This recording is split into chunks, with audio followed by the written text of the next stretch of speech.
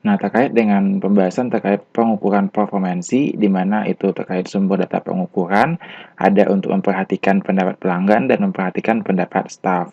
Nah, di sini untuk metodologi pengukurannya yaitu berdasarkan sumber data pengukuran, yaitu terkait dengan suplai data dari teknologi Core Contact Center. Nah, biasanya Automatic Call Distribution atau ICD, yaitu sumber informasi panggilan atau block delay, average handle time, dan abandon rates, dan lain-lain contohnya. Nah, berdasarkan juga diukur dari workforce management, menggunakan data dari ICD, automatic call distribution. Nah, ICD untuk membuat forecast, penjadwalan staff, dan lain-lain terkait metrik staff occupancy, adherence, dan lainnya. Lalu bisa juga dari Interactive Voice Response atau IVR, di mana ini memberikan menu yang dapat mengutaikan panggilan pelanggan.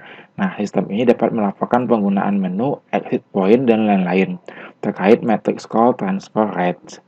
Nah, di sini untuk metodologi pengukuran berdasarkan pendapat pelanggan, yaitu terkait dengan perbaikan performansi kontak center yang penting untuk memperhatikan suara pelanggan yang dapat diperoleh dari survei, pujian, dan keluhan, lalu observasi pada saat interaksi dengan pelanggan saat panggilan masuk atau call random basis.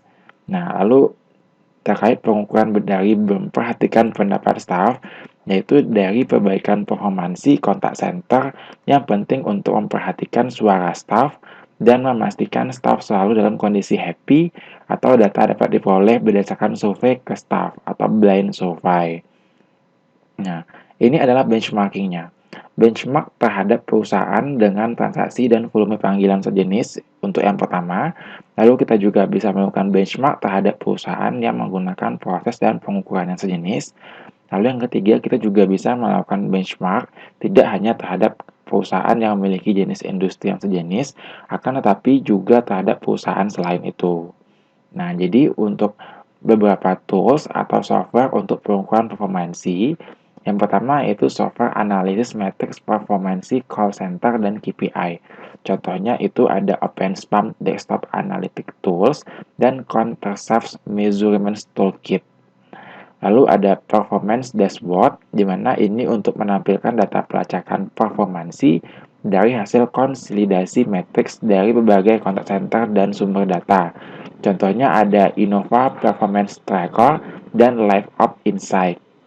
Lalu ada balance scorecard software, di mana ini bisa dari nama contoh softwarenya itu ada KPR Balance Scorecard Solution dan Corporate Balance Scorecard. Nah, berikutnya kita masuk kepada bagian penutup dari sesi ini.